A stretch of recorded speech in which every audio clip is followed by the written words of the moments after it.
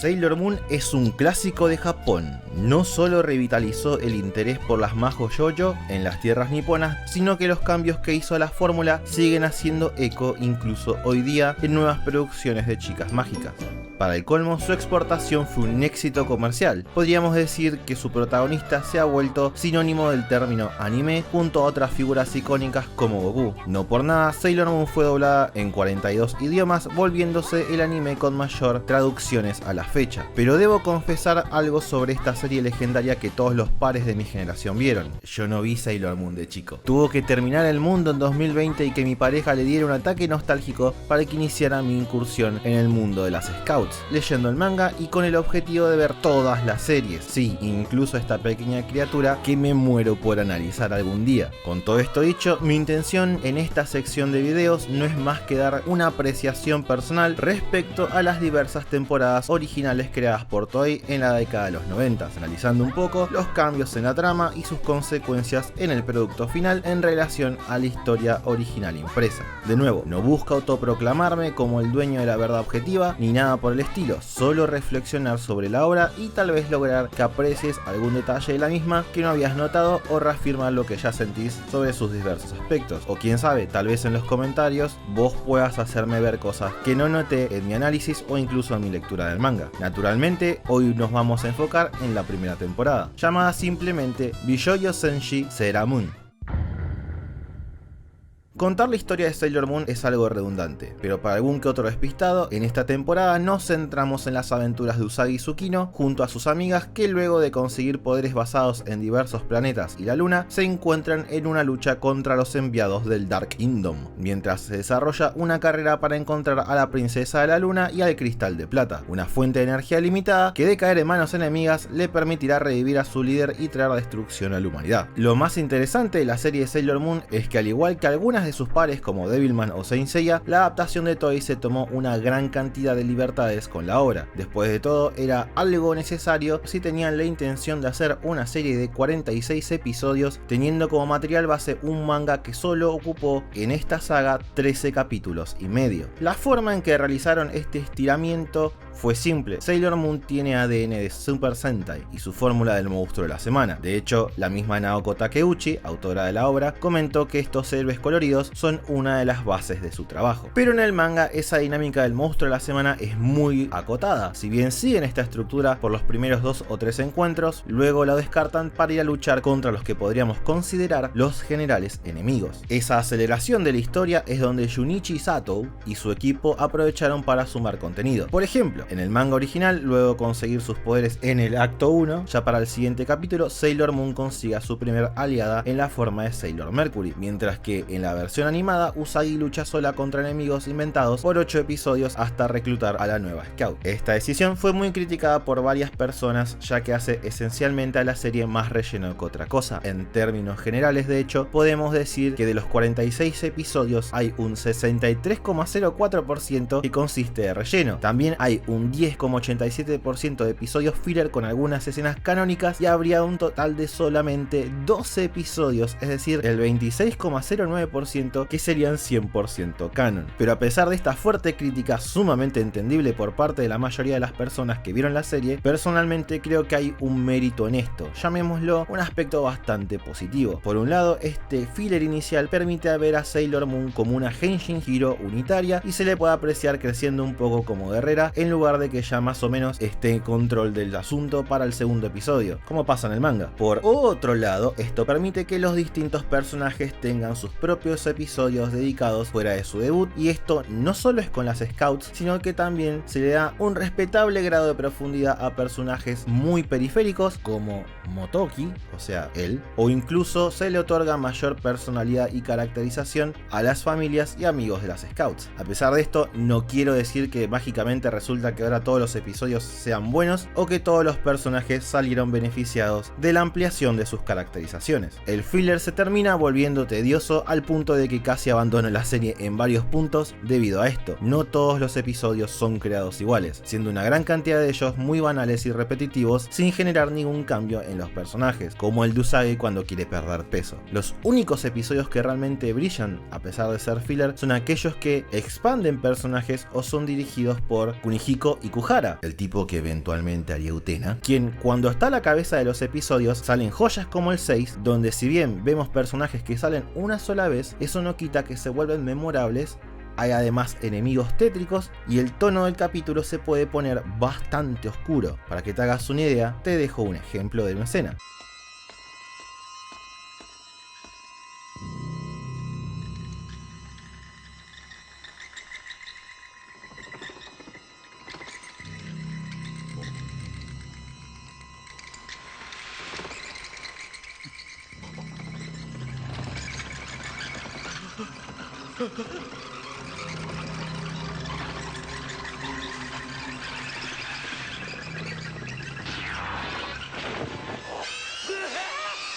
Pero ahora, siempre que hablo una y otra vez de los personajes, ¿cuáles son los cambios concretos que sufren? En términos generales, las Scouts tienen mayor tiempo para explorar su personalidad. Por ejemplo, ver el hecho de que Amy no tiene amigos y que se le suma un conflicto de que tal vez tanto estudio ignorando otras cosas de la vida sea algo negativo, son esos pequeños detalles que le dan un poco más de sustancia a los personajes. En el caso de Rei, mientras que en el manga es un personaje mucho más serio, acá la vuelven muchísimo más picante respecto a cómo la triggerean las reacciones y acciones de Usagi, dando como resultado muchas escenas cómicas. De hecho, estas dos, a mi criterio, tienen las mejores interacciones de la serie y hacen que uno realmente compre su amistad. Con Makoto pasa algo similar, pero no a la misma escala. Si bien no es wow el cambio de su personaje, juegan un poco con el hecho de que está bien ser medio tomboy y que te puedan gustar las cosas femeninas, aunque personalmente creo que el personaje se podría haber explorado mucho más. Quien salió perdiendo terriblemente es Sailor Venus. Ok, para el que no lo sabe, Minako es esencialmente el prototipo de Sailor Moon en el manga precuela Codename Sailor V. El manga de Sailor V ocurre un poco antes de los eventos de Sailor Moon y nuestra protagonista es desastrosa. Es básicamente Usagi, pero peor. Abusa de sus poderes de transformándose en cualquier lado, incluso para enfrentarse al bullying promedio. No le gusta entrenar y se enamora de todo flaco que ve. A lo largo de esta entrega vemos cómo crece como personaje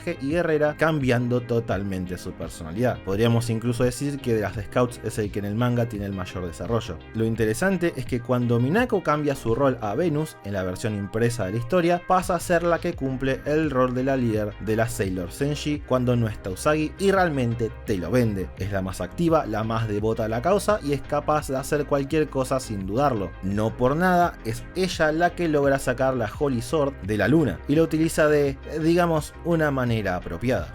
En la versión animada, este personaje retiene básicamente las características de su manga personal, siendo nuevamente un clon de Usagi. A mi parecer, si bien es carismática, realmente es un desacierto haber hecho esto, ya que mientras que el resto del equipo tiene características bien definidas, después tenemos a Minako, a quien tranquilamente podríamos llamar Sailor Moon 2 o la sombra de Sailor Moon. Para el colmo, además de quitarle todo su trasfondo y actitud, le dieron episodios como Sailor V en forma de flashback para saber de su pasado, y en lugar de adaptar aunque sea algún capítulo autoconclusivo de su manga, el cual todavía estaba saliendo en esa época, decidieron inventar una historia desde cero que es, para ser honestos, terrible. Y sí, antes que lo preguntes, Sailor V se publicó a la par de Sailor Moon, aunque fue una precuela de principio a fin, y de hecho su publicación terminó después de la serie principal. Bueno, el asunto es que le dieron un pasado donde era luchadora de la justicia junto a unos aliados, entre ellos policías, y uno de ellos era su interés amoroso. Y al ver que ambos compañeros de ella se enamoraron entre sí, esta chica decidió fingir su muerte y se fue de la ciudad para no lidiar con la pérdida en la batalla por el amor de su compañero. Es terrible, hace ver a Venus como una persona sumamente egoísta y hasta cruel. Onda, ¿cómo vas a dejar que dos personas que sabés que te adoran crean que te moriste por ayudarlos y que carguen con esa culpa por el resto de sus vidas? Es terrible y no ayuda que supuestamente plantean que ese amor fue el único de su vida, cuando en otros episodios se vive enamorando de todo el mundo. Y no, creo que en esta instancia, que es una chica de 13 y 14 años, no es una excusa. Y en verdad que todo esto es una lástima, porque la versión animada de Sailor Moon comparte más su tono con el manga de Sailor V que con su propia versión impresa, por lo que son sumamente compatibles. De hecho, capítulos fillers como el del problema de peso de Usagi toma inspiración de una situación similar en el manga de Sailor V, por lo que no me entra en la cabeza cómo es que no adaptaron, aunque sea algunos capítulos sueltos de eso. Pero bueno, ¿a qué me refiero con esto de los tonos compatibles? El manga de Venus, al igual que la serie animada tienen un tono más relajado y son conscientes de que son algo un tanto ridículo y no se toman muy en serio a sí mismos al principio. Podríamos decir que tanto en el manga de Sailor V como en el anime de Sailor Moon, la seriedad y el tono van creciendo lenta pero progresivamente hasta llegar al cierre de la historia, en el caso del anime, en el combate final contra Beryl, el cual en mi opinión es el punto máximo de calidad de Sailor Moon como serie, versus el tono del manga original, que es sumamente dramático y en muchas oportunidades parece a mi criterio una novela de Thalía. No digo que eso haga mejor o peor la historia de una u otra versión, solo que personalmente prefiero cómo escalona el tono la interpretación animada de los 90. A pesar de todo esto, también tengo un problema con las Scouts animadas, y es que todas, absolutamente todas, están 24/7 detrás de algún pibe random, incluyendo Usagi, que llegó a estar enamorada de 3 flacos al mismo tiempo. Esto hace que el 80% de los conflictos y fricciones incluso entre ellas tenga que ver con querer novio o estar interesados por el mismo personaje. No digo que sea intrínsecamente malo un enamoramiento adolescente, pero es un conflicto muy simplista que no solo evita variedad en los problemas que enfrentan los personajes, sino incluso la variedad entre las Sailor Senshi. Una de las cosas que apreciaba de la Marte más estoica del manga era justamente lo enfocada en su objetivo de ser una gran sacerdotisa, y esto generaba que se desentendiera de las demás respecto a todo lo que era el romance. Incluso es bastante frustrante porque hay algunos conflictos interesantes en el manga que no se hacen presente en la primera interpretación de Toei, especialmente el hecho de que Usagi teme dejar de ser ella misma una vez que recupere todas las memorias de Serenity, algo que incluso sus padres empiezan a notar al ver que algunas de sus actitudes están cambiando. El pobre Mamoru, por su parte, es muy reducido en esta serie, solo llega para salvar el día tirando una rosa, permitiendo que Sailor Moon use animación reciclada para un ataque, construyendo una fórmula súper predecible y hasta cierto punto inintencionalmente graciosa. A mi criterio fue un desacierto quitarle poderes y participación a la historia de este personaje, aunque creo que fue interesante que al inicio no tenga recuerdos de ser Tuxito Kamen, básicamente siendo una segunda personalidad de Endymion operando por su cuenta. Esto ayudó, en mi opinión, a que sea un poco más orgánico que el personaje tardara tanto en darse cuenta que Usagi es Sailor Moon. Además, todo el Furuya dándole su voz fue una joyita, pero igual creo que al pobre Darien lo reducen a un meme que hace lo mismo todos los capítulos. Los villanos también recibieron un boost en personalidad. En lugar de aparecer para morir en un instante como en el manga, no, en serio, uno de ellos muere one-shoteado y supuestamente es un super mega general. ¿Qué pasó ahí, Naoko? Pero acá en la versión animada se les da micro arcos donde elaboran una serie de planes y deben derrotarlos. Esto no solo permite que se les otorgue mayor personalidad en el tiempo, sino que además cuando las Sailor Senshi luchan contra ellos, realmente se siente como un evento importante, así como si fuera un final boss de un nivel. Lastimosamente, a pesar de esto, perdieron toda su relación con el rey Endymion y el pasado del Reino de la Luna. Es una verdadera lástima y en mi cabeza no puedo entender por qué Toei omitió esto, ya que era lo único que tenían que ofrecer como personajes en la versión impresa de la historia, y al sacárselos quitan información de las jerarquías y estructuras sociales del Reino de la Tierra en el pasado, algo que la historia realmente necesita. Lo único que se me ocurre, si se me permite entrar en un territorio de especulación, es que creo que el hecho de que ellos perdieran ese trasfondo y que Endymion perdiera sus poderes fue para no opacar de ninguna manera a las Scouts al momento de la acción. Pero respecto a esos cambios realizados, ¿qué podemos decir?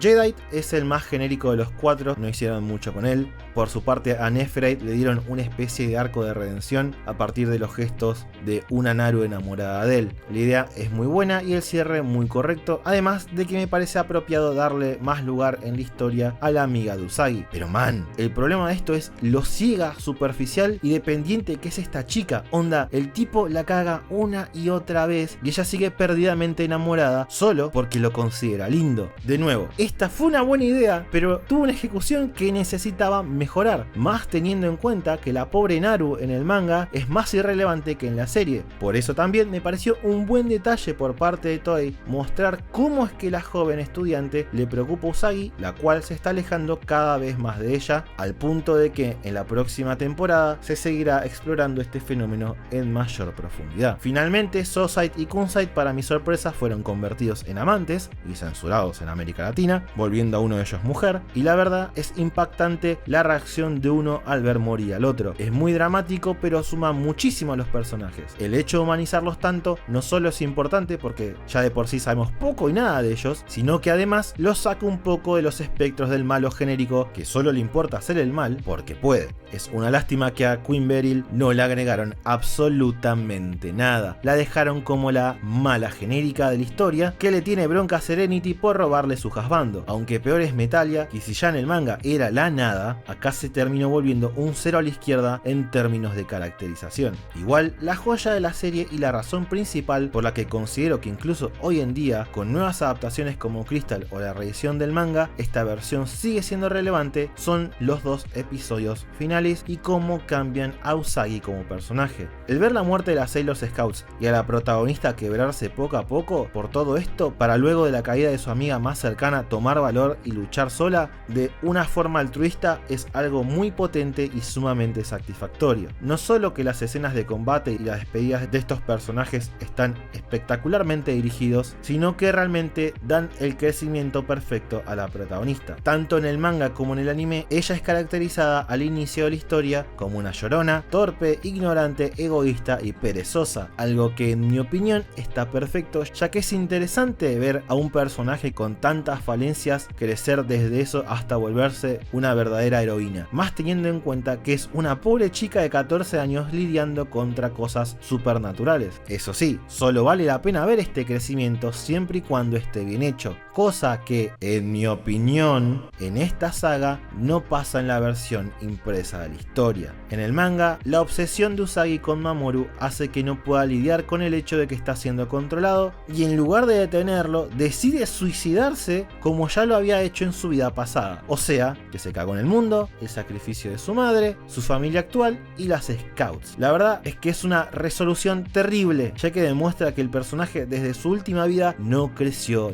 nada, además de ser un egoísta, mientras por su parte en el anime tenemos esto.